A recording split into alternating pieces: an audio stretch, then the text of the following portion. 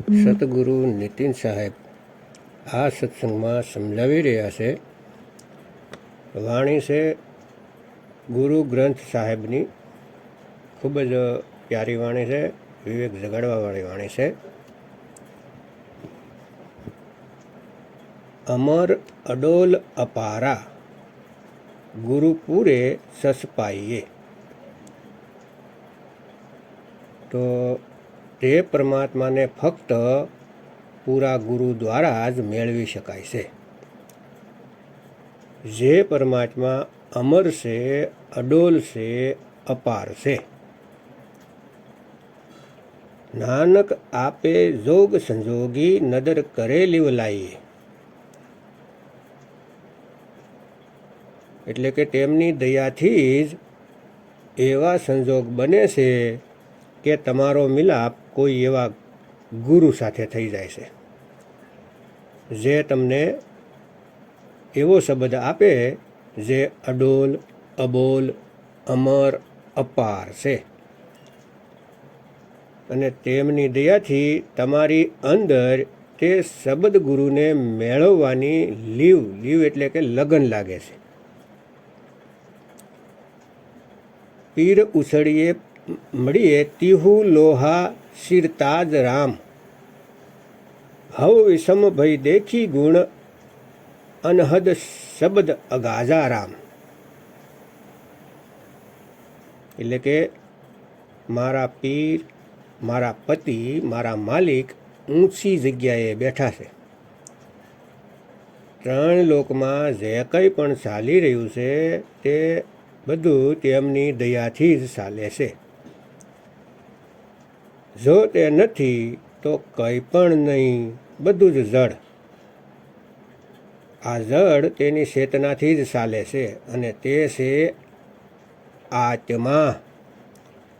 આત્માની ચેતનાથી બધું ચાલે છે. અડોલ આત્મદેવના લીધે જ આ ત્રણ લોક ચાલે છે. અરે તીન લોક હૈ દેહ में रोम रोम में धाम. સતગુરુ બિન ન પાઈએ સાર શબ્દ નિજ નામ. તો તે શબ્દ ગુરુને ગુરુ વગર કોઈ મેળવી શકતું નથી. એ જ તો એની મહિમા છે કે તેના વગર કોઈ પણ પરમાત્માની પ્રાપ્તિ નથી કરી શકતા. આ જ છે સંતોની મહિમા. સંત વગર રામ નથી મળી શકતા. બિન ગુરુ જ્ઞાનનો ઉપજે, ગુરુ બિન મિલે ન મોક્ષ. બિન ગુરુ લખે ન સત્ય કો, બિન ગુરુ કટે ન દોષ. કોઈ એવું વિચારે કે ગુરુ વગર જ સોહમ સોહમ કરીને પાર થઈ જાઓ તો ક્યારેય નહીં થાય. ગુરુ વગર સત્યને કોઈ લખાવી નથી શકતું. પણ કોઈ સમજાવે આવા લોકોને, અને કોણ સમજાવે આવા લોકોને? લોકોને ગુરુથી દૂર કરવામાં લાગેલા છે. કહે છે કે ગુરુ કરવાની કાંઈ જરૂર નથી. તો આવા લોકોથી શેતજો. પણ એમાં આગળ કહે છે હવ વિષમ ભવ દેખ ગુણા અનહદ શબ્દ અગાજા રામા. તે શબ્દ ગુરુની મહિમા જોઈને અરે હું હેરાન થઈ ગયો. એવો અખંડ શબ્દ છે જેનો મુકાબલો કોઈ નથી કરી શકતું. એક પલ સતનામ કા. આ ત્રણ લોકથી એમનો મુકાબલો નથી થઈ શકતો.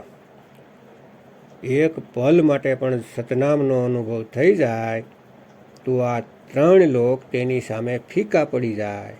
એનું કોઈ મૂલ્ય ન રહે સતનામની સામે.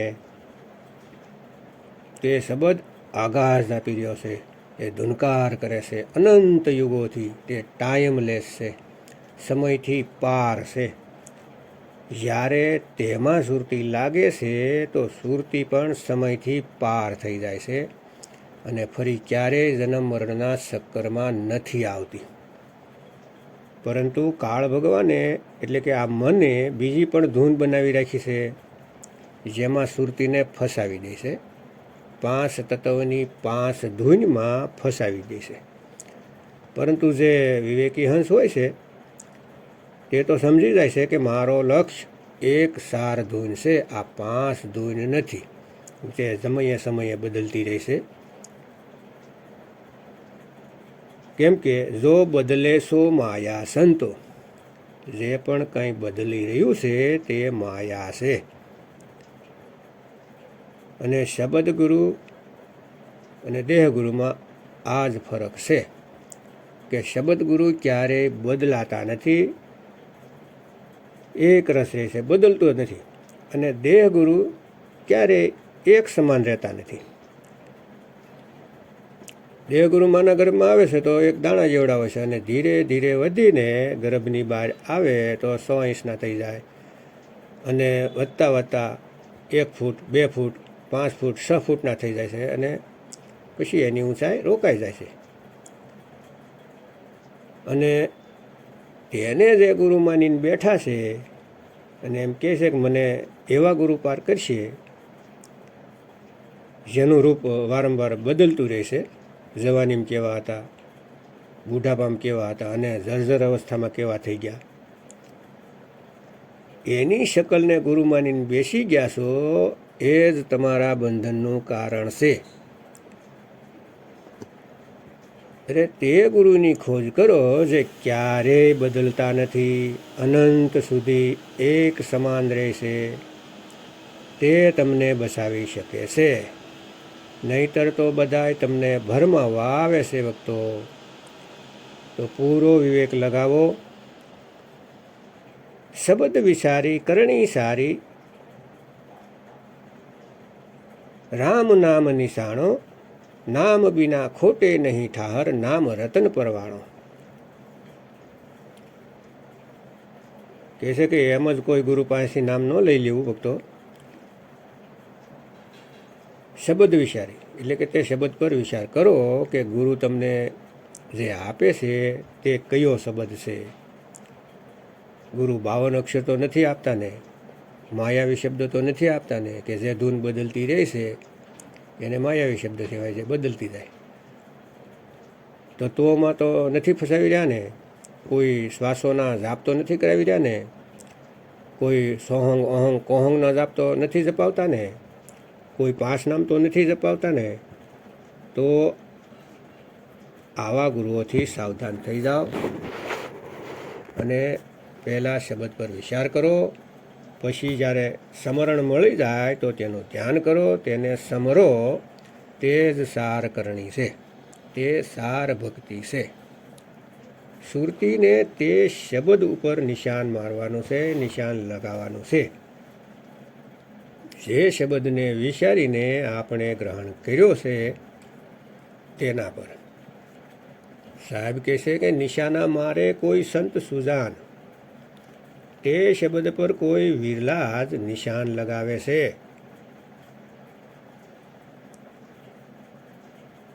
નામ વગર તેને કોઈ રોકાવાનું ઠેકાણું નથી મળતું. તે એ વસ્તુ નથી મેળવી શકતા જેના માટે જન્મ મળ્યો છે, માનવ દેહ મળ્યો છે. તે ઠેરાવ ન મળવાથી ભટકતો રહેશે 84 લાખ જૂનમાં. આગળ કહેશે વાણીમાં, પતિ મતિ પૂરી પૂરા પરવાના, ના આવે ના જાશી, નાનક ગુરુમુખ આપ પસાણે, પ્રભ જૈસે અવિનાશી. અહીં પૂરો વિવેક લગાવવાનો છે. જેવો અમારો વિરોધ કરી રહ્યા છે અને કહેશે કે આત્માને જાણવાથી મુક્તિ નહીં થાય, પરમાત્માને જાણવાથી મુક્તિ થશે, તો અસલમાં તેઓ આત્માને સમજી જ નથી શક્યા. તેઓ આત્માને જીવ સમજે છે. તો ભાઈ જીવ અલગ છે, આત્મા અલગ છે. તો આત્મજ્ઞાનમાં આવવાનું છે ભક્તો. અને જે આત્મજ્ઞાનમાં આવી જાય છે તેને પરમાત્મા મળે જ છે. આત્મરૂપી અવિનાશી અવસ્થા તેને મળી જાય છે. કેમ કે આત્માને કોઈ શસ્ત્ર કાપી નથી શકતું, કોઈ અગ્નિ સળગાવી નથી શકતું, પાણી પલાળી નથી શકતું. અને આવા ફૂંકવી નથી શકતી. આ વાતને સમજી લો ભક્તો. જ્યારે આપણી સુરતી આત્મદેવમાં રહેશે તો તેને કોઈ કાંઈ નહીં કરી શકે. તે પણ અવિનાશી થઈ જાય છે. પતિમતી પૂરી એટલે કે તે પતિની, તે ગુરુની મત પૂરી છે. મારે ફક્ત વિચાર કરવાનો છે અને પૂરો ભેદ મેળવી લેવાનો છે. પૂરી નિશાની લગાવડાવી લેવાની છે. હુકમ મેળવી લેવાનો છે. જેની આગળ સ્વયં કાળ પણ ટકી શકતો નથી. પ્રતાપ તુમ્હારા દેખ કે જમદૂત સટ જાવે, તો તે બધા જીવને છોડી દેશે અને સુરતી સીધી આત્મરૂપમાં સ્થિત થઈ જાય છે. નાનક ગુરુમુખ આપ પસાણે પ્રભ જૈસે અવિનાશી. જે ભાગ્યશાળી જીવ ગુરુ પાસેથી શબ્દનું જ્ઞાન લઈને પોતાના અસલી સ્વરૂપને ઓળખીને જાણી જાય છે, તે બધા પ્રભુની જેવા અવિનાશી થઈ જાય છે. હવે તેની સાથે કોઈ ટક્કર નહીં લઈ શકતા. હવે તેની સામે કાળ નથી ટકી શકતો. એટલે કહેશે કે સાર શબ્દ આવે જેહી વિધિ હાથા, તેહી વિધિ કાલ નમાવે માથા. જેવા સાર શબ્દરૂપી શબ્દ ગુરુ જીવને મળી જાય છે, એટલે કે સુરતીને શબ્દનો અનુભવ થઈ જાય છે, તો કાળ પણ તેની સામે માથું ઝુકાવી દેશે. કેમ કે તેમણે પોતાનું સ્વરૂપ જાણી લીધું છે. હવે તે કાળની જાળમાં નહીં આવે. તો સારી રીતે સમજી લો, જેથી કરીને કોઈ ગુરુ તમને ભરમાવી ન શકે પરમાત્માના નામે. અને પોતાના શરીરની આશા લગાવીને કહેશે કે મારા રૂપમાં તમને પરમાત્મા બસાવવા આવશે, હું તમને ત્રિકુટીમાં મળીશ. તો આ બધોય ભરમજાળ છે ભક્તો. તેને છોડી દો. આ બધું પ્રાકૃતિક છે. આપણે તો પ્રકૃતિથી પાર થઈ જવાનું છે. પોતાની આકૃતિને જાણવાની છે, પર આકૃતિને નહીં. તો ભક્તો, વિવેક જગાવીને તે સાર શબ્દરૂપી શબ્દનો અનુભવ કરો, તેને પ્રાપ્ત કરો. જીવતા જીવ જન્મ મરણથી મુક્તિ મેળવી લ્યો.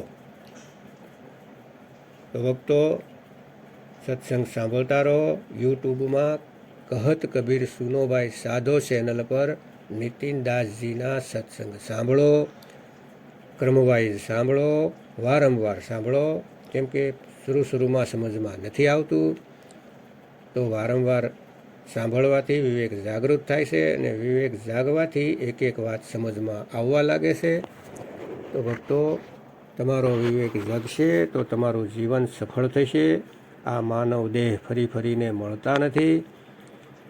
તો આ અમૂલ્ય તક મળી છે, જે માનવ શરીર મળ્યું છે, તેમાં પૂરેપૂરો લાભ લઈ લ્યો અને પૂરણ ગુરુ સતગુરુ નીતિન સાહેબ પાસેથી જ્ઞાન જાણો અને પોતાના જીવનને ધન્ય કરો. જય ગુરુ નીતિન સાહેબ, જય ગુરુ વૈરાગપતિ સાહેબ, જય ગુરુ મદનપતિ સાહેબ, જય